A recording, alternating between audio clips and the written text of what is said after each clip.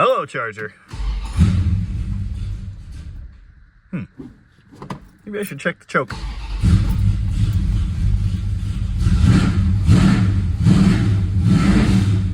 Hi, I'm Jamie. This is Dead Dodge Garage, and this is Tom's Turquoise 68 Charger. What's that? All right, this is just getting silly. I like it. This is not Tom's Charger. This is an original 440 automatic RT, and it's got a column shift.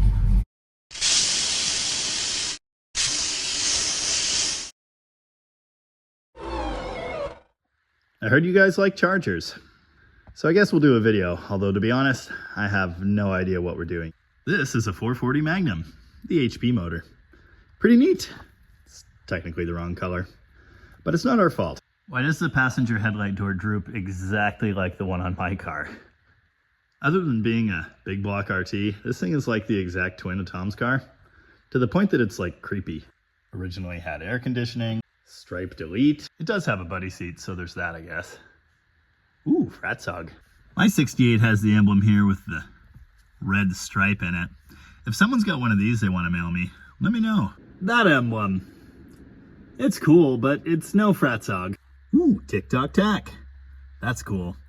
It's a tachometer on the outside and a clock on the inside. Really nifty feature. This is a really nice car. It's not perfect by any means, but it actually gets driven. And that's exciting. There's got to be a video here somewhere. Let's go find it.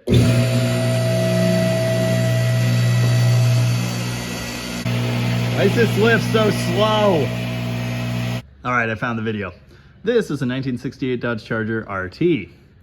So what makes it an RT exactly? Well, the RT badge on the front and the back, that's a good start. I've actually gotten a lot of comments over the last year or so from people that clearly don't know what RT is and isn't. So let's take a look at that. This particular example has actually been upgraded for handling. I mean, things like lower control arm reinforcing plates, tubular upper arms, and this big gnarly sway bar make that pretty apparent. There's some things on this car that wouldn't have been factory, but that's gonna have to be fine. To aid this discussion, we're gonna look at this, the 1968 Dodge Data Book.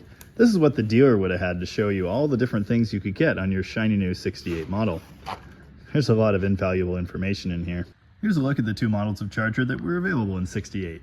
Standard Charger and RT. The external visual differences, those badges, and the stripe, which could be deleted. And that's pretty much it. Non-RT Charger emblem. That emblem was used for a good few years.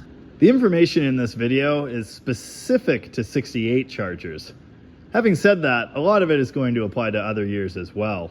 The general gist is the Charger and the Charger RT are the same car, but with different stuff bolted onto them, mainly in the drivetrain and suspension departments. Now, the most obvious differences between the two, of course, under the hood. The engines that were available. The standard Charger could be had with a 318, two different versions of the 383, either a 2-barrel or a 4-barrel high compression engine, and that's it, according to the paperwork. But actually, the 225/6 was available as well. In the RT, you could have the standard 440 HP or a Hemi, and those were your only two options. In other models, there were lower performance versions of the 440. But if you wanted a 440 Charger, it was an RT and it was the 440 HP. My 68, of course, is a non-RT car. Originally, it had a 383 2-barrel. That engine is still in there, but it's currently wearing a 4-barrel carb. Ooh, a 383, pretending to be a 4-barrel Magnum engine. It's like a 440, but less. Now, this is an original disc brake car. These are 4-piston Bendix brakes, I think. Similar, but not the same as the Kelsey Hayes brakes used on A-bodies. This was an optional extra, even on the RT. A standard RT would have 11-inch drum brakes, and they were manually adjustable. A standard RT with 11-inch front brakes would have 11-inch rear brakes as well. Because this is a disc brake car, it has smaller 10-inch brakes. That's to help prevent the rear brakes from locking up before the front brakes will. Oh, if you noticed all this oil in here, this thing's got a bad axle shaft seal, which means we'll be doing the bearing and the seal and redoing the adjustment for the end play on that shaft. Notice this car does have a sway bar. Of course, this one is aftermarket, but every one of these Chargers, RT or non-RT, would have had a front sway bar in 68. This car has a rear sway bar too, that was not available. It became available in '71 on B-bodies. It actually was used in 1970 on some police cars from California. I forget the particulars on that one. Notice this car has two fuel lines. It has a 3/8 feed and a 1/4 inch return. Notice they're stainless on this particular example. That's not factory. Both engines found in the RT Charger, the 440 HP and the 426 Hemi, required the use of that larger fuel line, a return line, and this vapor separator. It's cool that's there. It's often missing. In comments on a group post once about Hemi swapping a Charger, one person said, "Those cars are totally different. Even the fuel lines are different." Yeah, they are. Takes about 10 minutes to swap them out if you've got a lift. Of course, in the fuel tank back here, there's a matching sending unit with the 3/8 send line and the 1/4 vapor return. An RT will have a dual exhaust system with these shiny chrome tips. You would also have dual exhaust on the high performance 383 4-barrel engine. I don't think it would have the tips though. Torsion bars. I'm pretty sure these are bigger aftermarket units. I don't have any way to measure them right now. But from the factory, essentially there were 3 sizes. Small ones for small blocks, middle ones for 383s and 440 RTs, and humongous ones for Hemi cars. Similarly, there are 3 matching rear leaf spring configurations. There are standard springs, heavier duty asymmetrical springs, and then really heavy duty asymmetrical springs for Hemis. The asymmetrical leaf springs feature an extra leaf on this side. That's where you need the most traction. It's always the right side that wants to spin first. On this setup, as you can see, there are 1, 2, 3, 4, 5, 6 segments on the right, and only 1, 2, 3, 4, 5 segments on the left. Also notice that extra segment on top is abbreviated. It really only firms up the forward section of the leaf spring. Now, funny enough, according to the equipment chart, all of the suspensions used on the Charger are heavy duty. And that's probably because they include firmer springs than, say, your basic Coronet or Plymouth Belvedere or whatever, and a front sway bar.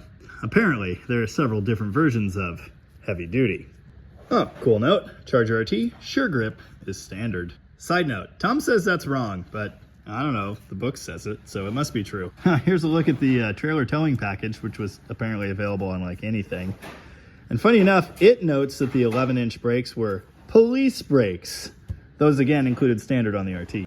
Going back to those torsion bars, you know, in the Torsionaire suspension setup, this lists standard Chargers as having 0.9 bars and the heavy duty bars for RTs as being 0.92. Tom says there are 3 sizes and the 9.2s are only for Hemis. I don't know. I'm not an expert. The point is they're different. Oh, this is cool too. It's an illustration of the Torsionaire suspension system, but funny enough, that is a C-body stub frame. That's not what's found in a B-body at all. It's similar, but it is not the same. Yet again, the book disagrees on rear springs. It only lists the 2 options, the ones found on this car and the standard springs. Here's a look at the standard non-RT leaf springs. They are symmetrical, unlike their fancy performance counterparts.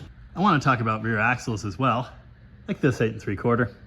But before that, I suppose we should take a detour through transmissions. This is a 727 TorqueFlite. This would be standard in the RT with a column shifter. Interestingly enough, the standard transmission option in the base Charger was a 3-speed shifted on the column. You had to pay extra money to get an automatic, but the TorqueFlite 727 was standard in the RT, and it was standard on the column like this car has.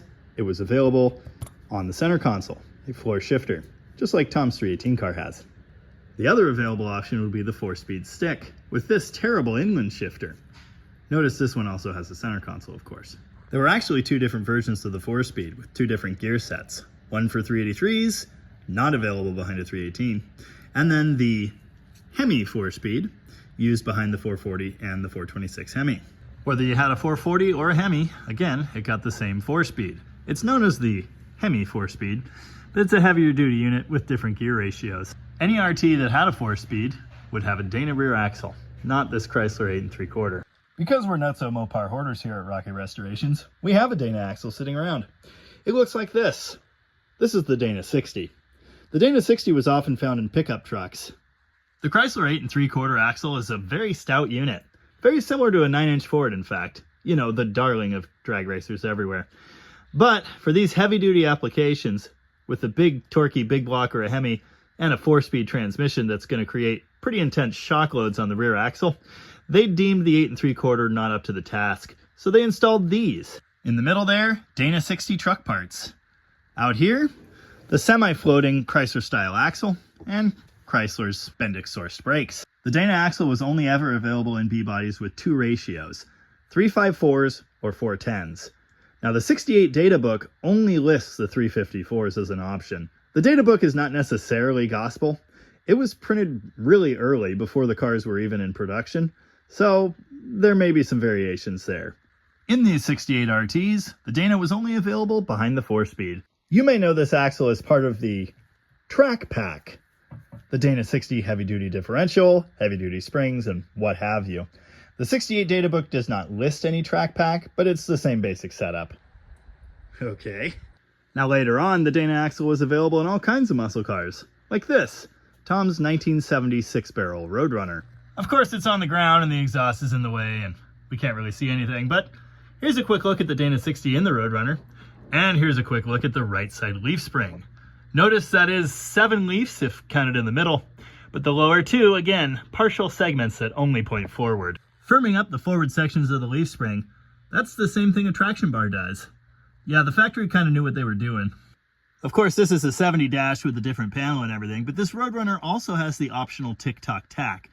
The Charger RT in the shop has that too, but it was not standard on RTs. Standard was the clock. So, engines, transmission options, rear axles, springs, fuel lines, exhaust system, and emblems. That's pretty much all that's different. Oh, one more note. A Hemi car would have torque boxes like these.